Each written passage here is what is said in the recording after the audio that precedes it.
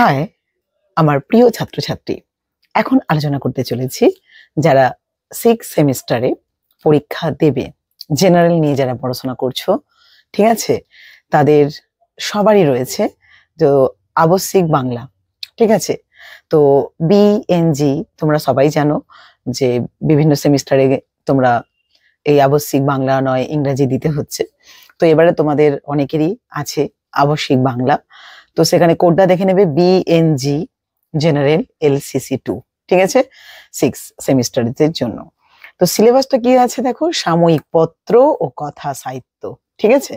আমি কিছু ইম্পর্টেন্ট প্রশ্ন একেবারে বলে দিচ্ছি, তোমরা সেগুলো নোট করলেও এখন থেকে তাহলে রেডি করলে তাহলে তোমাদের সুবিধা হবে। দেখো না, মডিউল 1 এর মধ্যে সাময়িক পত্র, তার মধ্যে কি কি রয়েছে দেখো, দিগদর্শন থেকে সমাচার দর্পণ পর্যন্ত, সংবাদ প্রভাকর, তত্ত্ববোধিনী পত্রিকা, বঙ্গদর্শন, ভারতী, সবুজ পত্র, কল্লোল, কালিকলম, প্রগতি, পরিচয়, কবিতা, ঠিক আছে? এগুলো তোমাদের সিলেবাসের মধ্যে রয়েছে। তো এগুলো তোমরা ভালোভাবে, এই যে দিগদর্শন, সমাচার দর্পণ, সংবাদ প্রভাকর, তত্ত্ববোধিনী পত্রিকা, বঙ্গদর্শন, তো ভারতী, এই সমস্ত যে পত্র পত্রিকাগুলো রয়েছে, তো তোমরা কি করবে, এখান থেকে মোটামুটি বড় প্রশ্ন হিসেবে রেডি করে নাও, আর সেখান থেকে শর্ট কোশ্চেনও একেবারে তৈরি করে নাও, তাহলে তোমাদের সুবিধা হবে, ঠিক আছে? বিশেষ করে দিগদর্শন খুব ইম্পর্টেন্ট, সংবাদ প্রভাকর, ঠিক আছে, বঙ্গদর্শন, তত্ত্ববোধিনী পত্রিকা, সবুজ পত্র, কল্লোল পত্রিকা, তো এইগুলো খুবই ইম্পর্টেন্ট, প্রগতি, পরিচয়, এগুলো খুবই মানে আসে পরীক্ষায়। তারপরে দেখো নেক্সট মডিউল 2 এর মধ্যে পড়ছে উপন্যাস, কি রজনী বঙ্কিমচন্দ্র চট্টোপাধ্যায়। তো তোমরা কমেন্ট করে জানিও, তো যদি মনে হয় এটার একটা সার সংক্ষেপ নিয়ে আলোচনা করা যায় তো ডেফিনেটলি আমি করব, চেষ্টা করব আমি।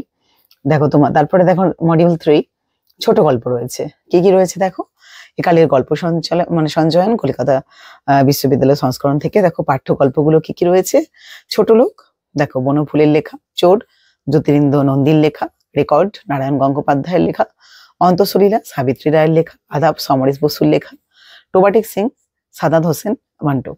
দেখো এগুলো, এই যে গল্পগুলো রয়েছে, এই গল্পগুলো তোমাদের মানে এবারে আইডিসি পেপার যাদের ছিল বাংলা, তো তাদের সাথে কিন্তু এই অনেকটাই সিলেবাসটা মিল। তো আমি আইডিসি পেপারে বাংলা আমি কিছু কিছু ভিডিও করে রেখেছি, তো সেখান থেকে দেখবে অনেক তো মিল রয়েছে। তোমরা মানে সেই ভিডিওগুলো দেখলে তোমাদের তাহলে এইখানে কনসেপ্ট গুলো কিছু কিছু তোমাদের মানে একটা ধারণা তৈরি হবে, ঠিক আছে? এই যে একটা কনসেপ্ট তোমাদের মধ্যে তৈরি হবে, ঠিক আছে? তো চলো আমি কোন একটা প্রশ্নের উত্তর নিয়ে আলোচনা করছি।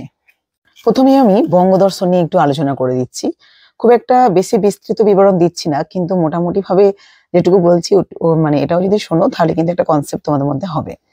দেখো বঙ্গদর্শন আর শর্ট টাইপের কোশ্চেন গুলো কিন্তু হয়ে যাবে উত্তরগুলো। দেখো পত্রিকার নাম কি, বঙ্গদর্শন। প্রথম প্রকাশ কি, 1872 খ্রিস্টাব্দে। সম্পাদক কি ছিলেন না, বঙ্কিমচন্দ্র চট্টোপাধ্যায়। আর এটি একটি দৈনিক পত্রিকা, ঠিক আছে? লেখক গোষ্ঠী অর্থাৎ ইন্দ্রনাথ বন্দ্যোপাধ্যায়, যোগেশ চন্দ্র, বিদ্যাভূষণ, হরপ্রসাদ শাস্ত্রী, অক্ষয় চন্দ্র প্রমুখ। পত্রিকার মানে পত্রিকায় প্রকাশিত লেখা লোকরহস্য, কমলাকান্তের দপ্তর, খুবই উল্লেখযোগ্য, ঠিক আছে? এগুলো বিষয়বস্তু কি না, সাহিত্য, ইতিহাস, সমাজনীতি, ধর্মকথা, দর্শন, শিল্পতত্ত্ব প্রভৃতি বিষয়ে এই পত্রিকায় আলোচনা করা হতো। বঙ্গদর্শন পত্রিকার লেখক গোষ্ঠী বঙ্গদর্শন গোষ্ঠী নামে পরিচিত ছিলেন। এই পত্রিকা প্রকাশের 4 বছর পর বঙ্কিমচন্দ্রের দাদা সন্দীপ চন্দ্র এই পত্রিকার সম্পাদনার দায়িত্ব নিয়েছিলেন। গুরুত্ব কি এই পত্রিকার, না এই পত্রিকার গুরুত্ব হচ্ছে বঙ্গদর্শনে বঙ্কিমের সাজাত্যবোধ ও দেশপ্রীতির একটা পরিচয় মেলে।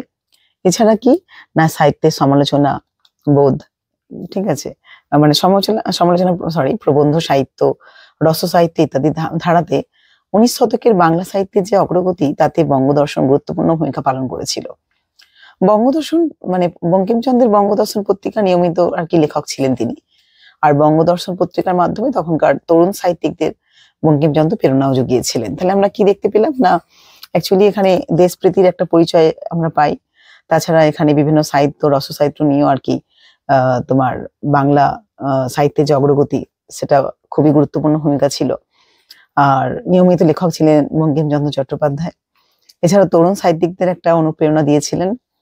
আর বিষয়বস্তু আর কি ধর্মকথা, দর্শন, সমাজনীতি, ইতিহাস, সাহিত্য, এসব বিষয় নিয়ে লেখা হতো। আর তাছাড়া এখানে যে লেখক গোষ্ঠীর নামও আমরা মানে দেখলাম হরপ্রসাদ শাস্ত্রী, অক্ষয়চন্দ্র প্রমুখ আরো সমস্ত মানে গণ্যমান্য ব্যক্তি মানে লেখকরা ছিলেন। আর সম্পাদক কে ছিলেন না বঙ্কিমচন্দ্র চট্টোপাধ্যায়। আর প্রথম প্রকাশ হয় কবে না 1872 খ্রিস্টাব্দে। তো একটা কনসেপ্ট তোমাদের তো মানে পরিষ্কার হলো। তো চলো নেক্সট আরেকটা আলোচনা করছি। দেখো, তত্ত্ববোধিনী পত্রিকা, পত্রিকার নাম তাহলে কি অলরেডি আলোচনা করলাম, তত্ত্ববোধিনী পত্রিকা। পত্রিকার রূপ কি? এটা একটা মাসিক পত্রিকা। আর সম্পাদক কি না অক্ষয় কুমার দত্ত ছিলেন সম্পাদক। আর প্রকাশকাল হচ্ছে 1843 খ্রিস্টাব্দে 16 আগস্ট। লেখক গোষ্ঠীর মধ্যে ছিলেন দেবেন্দ্রনাথ ঠাকুর, অক্ষয় কুমার দত্ত, রাজেন্দ্রলাল মিত্র, বিদ্যাসাগর, দ্বিজেন্দ্রনাথ ঠাকুর প্রমুখ। বিষয়বস্তু কি ছিল? এই পত্রিকার প্রথমে দেবেন্দ্রনাথের ঐমতের ওপর গুরুত্ব দেওয়া হতো, মানে আরোপ করে ধর্মপ্রচার প্রাধান্য লাভ করে। তবে এই পত্রিকার সাহিত্য, সমাজ, দর্শন, ধর্ম প্রভৃতি বিষয় নিয়েও আলোচনা করা হতো। গুরুত্ব কি না বাংলা গদ্য সাহিত্যের বিকাশে এই পত্রিকা বিশেষ গুরুত্ব মানে ভূমিকা আর কি নিয়েছিল। দেশীয় জ্ঞান চর্চার সঙ্গে ইউরোপীয় একটা জ্ঞান চর্চা তথ্য এতে প্রকাশিত হতো। আর 1923 খ্রিস্টাব্দে পত্রিকাটি প্রকাশ বন্ধ হয়ে যায়। এই পত্রিকা মানে সাহিত্যের উপরে গুরুত্ব আরোপ করা হয়েছিল।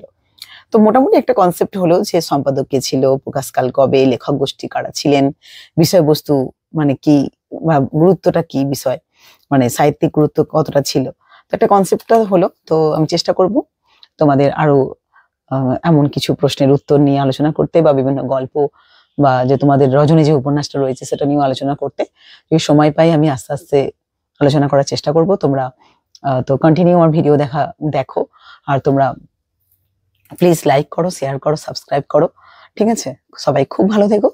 তো আজকের মতো টাটা, বাই।